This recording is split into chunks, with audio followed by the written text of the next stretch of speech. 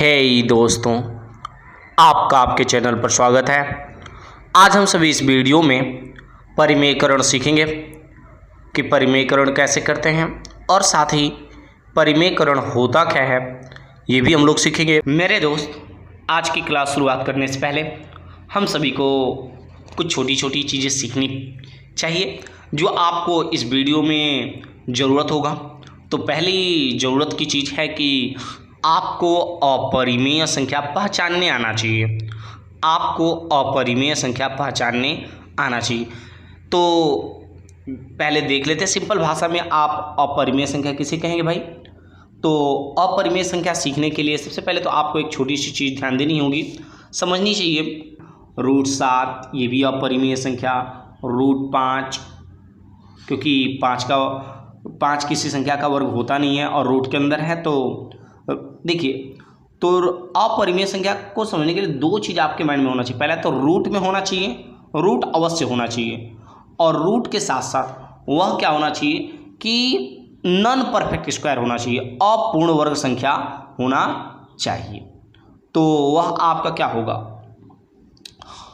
अपरिमेय संख्या होगा। बस लास्ट एग्जाम्पल, जैसे मेरे भाई हम लोग देख सकते हैं 15 जो है 15 क्या है, अपरिमेय संख्या, क्योंकि 15 जो है √15 जो है अपरिमेय संख्या है, क्योंकि 15 किसी का वर्ग होता नहीं। लेकिन वहीं पर यदि बात करें हम लोग √25, तो यह है मेरे भाई परिमेय संख्या, क्योंकि ये √25 को तोड़ा जाएगा तो कितना आएगा, रूट हट जाएगा यानी 5, यानी रूट के अंदर परफेक्ट स्क्वायर है। तो जब परफेक्ट स्क्वायर रहेगा रूट के अंदर तो परिमेय यानी रेशनल नंबर, और जब रूट के अंदर आपको क्या होगा, नॉन परफेक्ट स्क्वायर रहेगा तो उसको बोलेंगे अपरिमेय संख्या। आई होप कि आप समझ गए होंगे कि परिमेय संख्या और अपरिमेय संख्या क्या है। मेरे भाई अब आगे की ओर बढ़ते हैं, जो हम सभी को ध्यान देनी चाहिए। तो ध्यान दीजिएगा, अब हम सभी को एक बहुत छोटी सी चीज़ है जो आगे काम आएगी इस वीडियो में, तो इस चीज़ को समझ लिया जाए मेरे दोस्त। तो मेरे भाई एक चीज़ ध्यान दीजिएगा, जब रूट वाली संख्या में रूट की गुणा किया जाता है तो रूट हट जाता है। यानी मेरे कहने का मतलब है कि जैसे आप यहाँ पर देख सकते हैं √5 है और उसका गुणा उसी रूट वाले से किया जा रहा हो, यानी √5 का गुणा √5 से किया जा रहा हो तो रूट हट जाता है। ऐसे आप जान ही रहे होंगे, क्योंकि 5 में 5 का गुणा करेंगे 25, √25 होगा, और 25 का वर्गमूल कितना, 5। तो बस इतनी चीज़ें याद रखिए कि जब रूट के अंदर की संख्या बराबर हो और दोनों गुणा के रूप में हो तो क्या होता है, रूट हट जाता है। ऐसे भी आप देख सकते हैं 7 गुणे 7, √7 गुणे √7 करेंगे तो कितना होगा, √49 हो जाएगा, 49। अब 49 को सॉल्व करेंगे तो कितना होगा, 7। तो इस तरीके से आपका क्या हुआ, ये रूट हट गया। अब मेरे भाई हम सभी को कुछ छोटी सी चीज़ें आगे बढ़नी चाहिए। अब आई होप कि यहाँ तक आपको बातें समझ में आ गई होगी। बस यहाँ पर हम लोगों ने सीखा कि रूट में रूट वाली संख्या गुणा करेंगे तो रूट हट जाएगा। ऐसे ही यदि कोई भी संख्या रहे, यदि आपको √6 है गुणे √6 तो क्या होगा, 6। बस आपको यही चीज़ें समझनी है। ऐसे होता ही है, 6 का गुणा 6 में करेंगे 36, 36 का जो वर्गमूल होगा वो आएगा 6। आई होप कि समझ गए। चलिए आगे की ओर बढ़ते हैं मेरे दोस्त।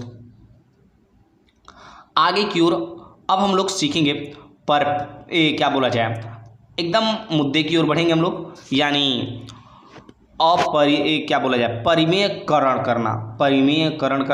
परिमेयकरण के 3 टाइप होते हैं और आपके सामने हम 4 क्वेश्चन लाए हैं। और मेरे भाई ये 4 क्वेश्चन यदि आप अच्छे से ध्यान से सीख लेते हैं तो आप कभी भी कैसा भी कितना भी हार्ड परिमेयकरण हो आप आसानी से कर सकते हैं। तो मेरे भाई ये अगला जो 4 क्वेश्चन है बहुत आसानी से आपको समझ में आ जाने वाला है। तो मेरे भाई, मेरे दोस्त, मेरे जिगर के टुकड़े, मेरे आम के अचार, ध्यान से आप लोग बस देखते रहिएगा, समझते रहिएगा सारी चीज़ें, जो आपको सारी चीज़ें समझ में आ जाने वाला है। तो चलिए मेरे भाई देखा जाए सारी चीज़ें। तो पहला पॉइंट है दोस्त, देखो पहला क्वेश्चन आपका है मेरे भाई कि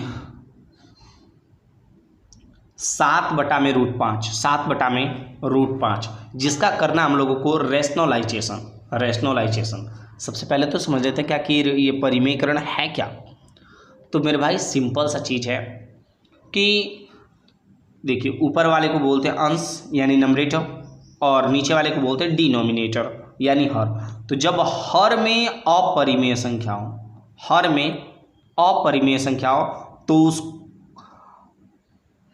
अपरिमेय संख्या को परिमेय संख्या के रूप में बदलने की जो प्रक्रिया है, हर में जो अपरिमेय संख्या है, तो यहाँ पर हर में देखिएगा तो √5 है, तो हर में जो है अपरिमेय संख्या है, इस अपरिमेय संख्या को परिमेय संख्या के रूप में बदलने की जो प्रक्रिया है, इस प्रक्रिया को ही हम लोग परिमेयकरण यानी रैशनलाइजेशन कहते हैं।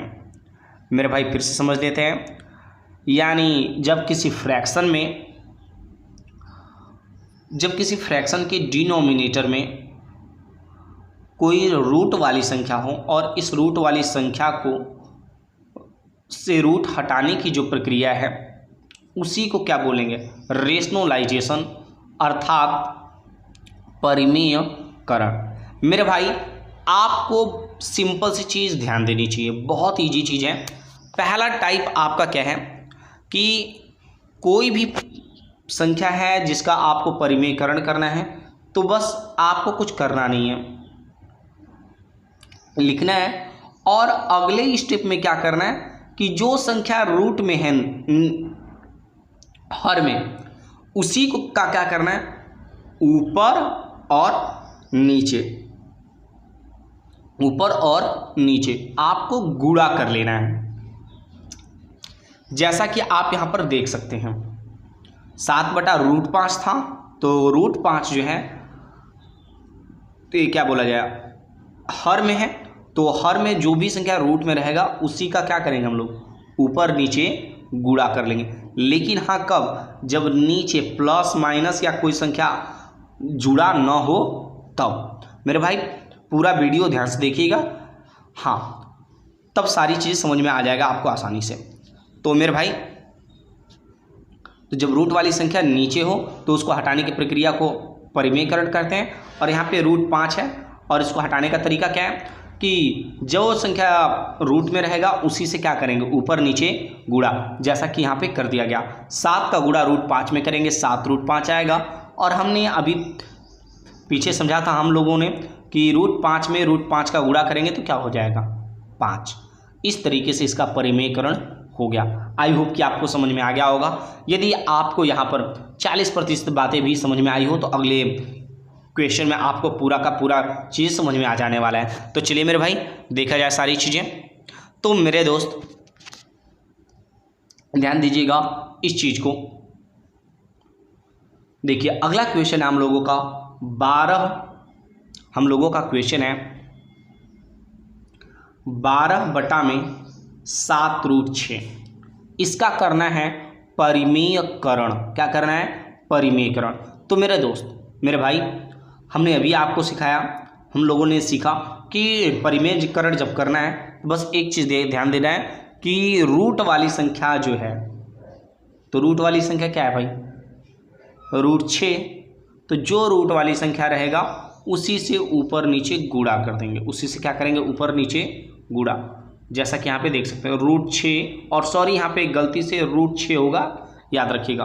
तो उसी संख्या से हम लोग क्या करेंगे, ऊपर नीचे गुणा कर देंगे, √6 और ये भी √6, उसी से ऊपर नीचे गुणा कर देंगे। तो मेरे भाई जब गुणा करेंगे तो क्या होगा, बस आपका फंडा क्लियर हो गया।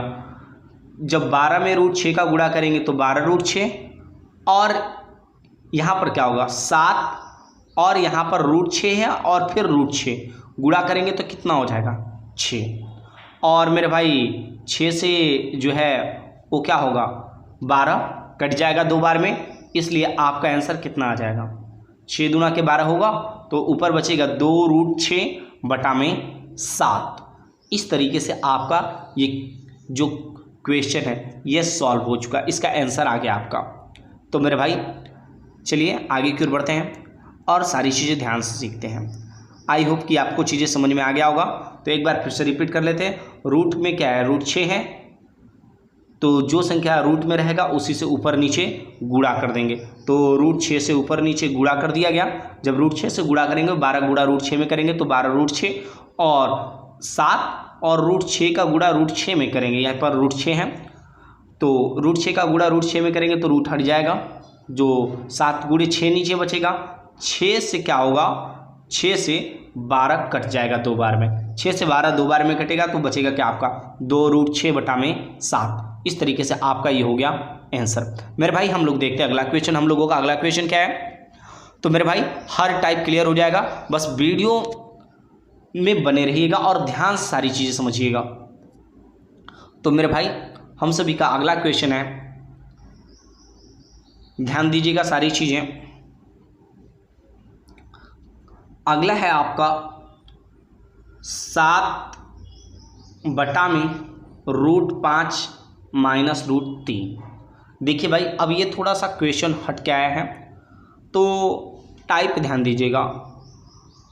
अभी तक जो संख्या था, अभी तक जो क्वेश्चन हम लोग सीख रहे थे वो हर में ना ही प्लस होता था ना ही माइनस होता था, नॉर्मल संख्या होता था। लेकिन अब जो हम लोग सीखेंगे वो या तो हर में प्लस होगा या तो माइनस। तो मेरे भाई इसका परिमेयकरण करने के लिए आपको सिंपल सा चीज़ है,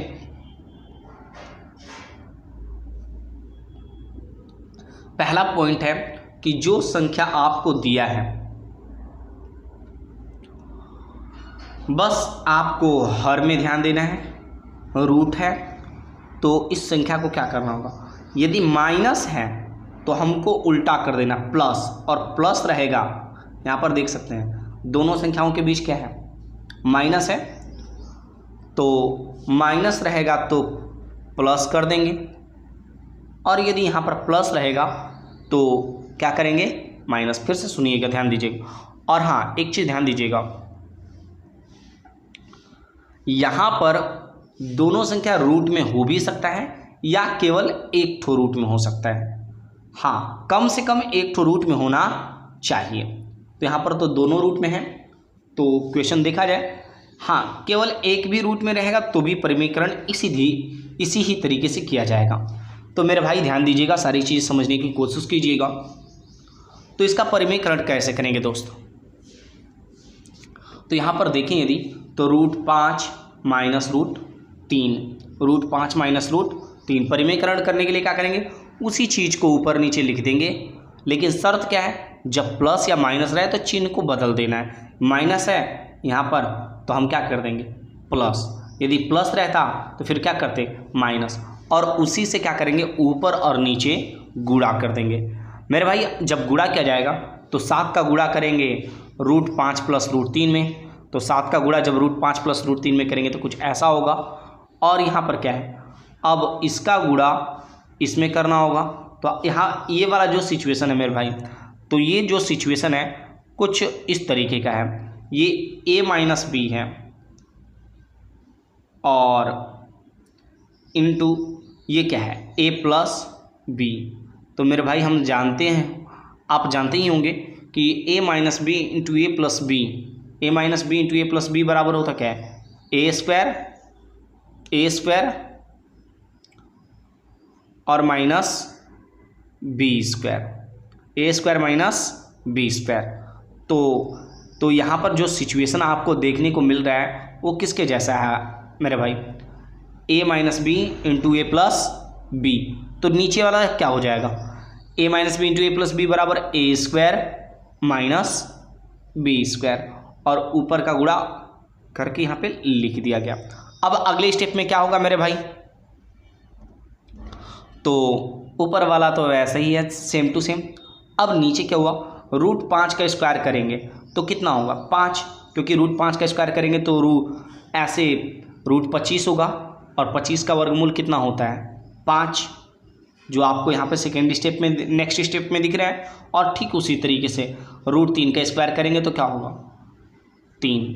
अब अगले स्टेप में क्या होगा मेरे भाई, ऊपर वाला वैसे उतार दिया गया, 5 - 3 करेंगे तो आंसर कितना आएगा 2। आई होप कि इस तरीके से आपको समझ में आ गया होगा। चलिए मेरे भाई आगे की ओर देखते हैं सारी चीज़ें।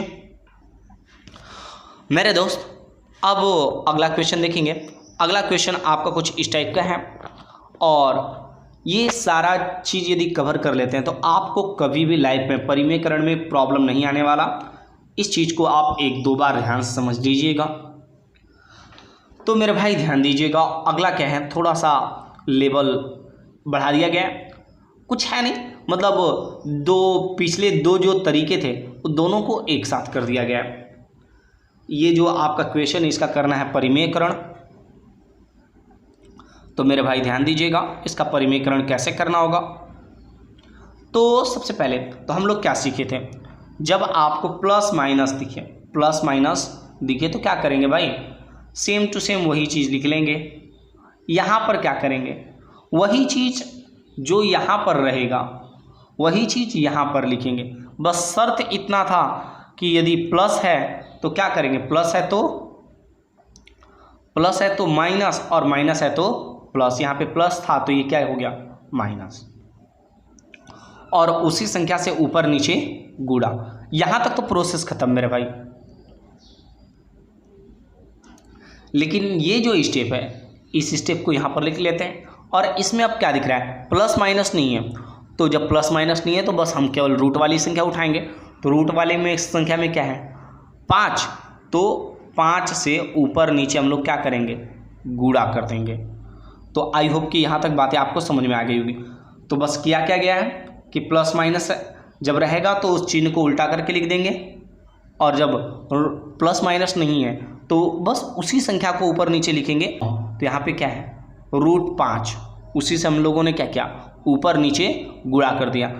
तो मेरे भाई आगे की ओर बढ़ते हैं और सारी चीज़ें ध्यान से सीखते हैं। ध्यान दीजिएगा दोस्त, सारी चीज़ें समझने की कोशिश कीजिएगा। अब देखिए एक छोटी चीज़, 5 का गुणा √7 - √3 से करेंगे। 5 का गुणा √7 - √3 में करेंगे तो कितना हो जाएगा 5 गुणे √7 - √3। और नीचे आपको किसके जैसा दिख रहा है, a + b × a - b। a + b × a - b कीजिएगा तो a² - b²। मेरे भाई अब आगे की ओर बढ़ते हैं। 12 का गुणा √5 में करेंगे तो 12√5, ये 7 अपनी जगह पर, और √5 में जब √5 का गुणा करेंगे यहाँ पर तो क्या होगा, √5 में √5 का गुणा करेंगे तो रूट हट जाएगा। तो ये स्टेप आपको आई होप कि यहाँ तक क्लियर हो गया होगा। चलिए मेरे भाई अब आगे की ओर देखते हैं। इस स्टेप में अब एक चीज़ देखा जाए तो ये जो 5 है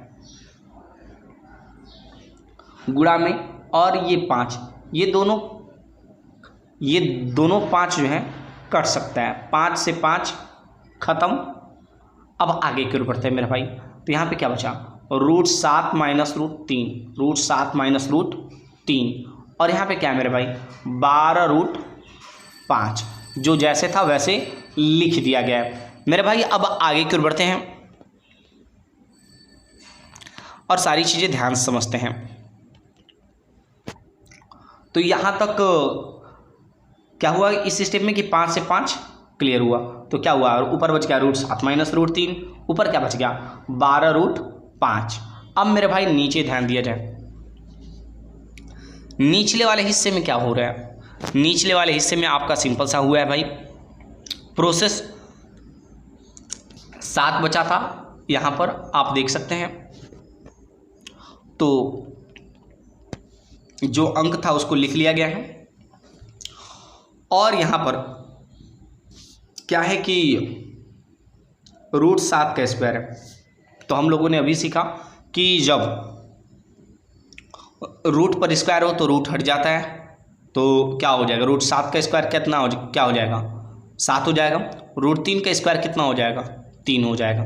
इस तरीके से हम लोग लिख लिए और आगे की ओर बढ़ते हैं मेरे भाई। अगले सिचुएशन में ध्यान दीजिएगा मेरे दोस्त।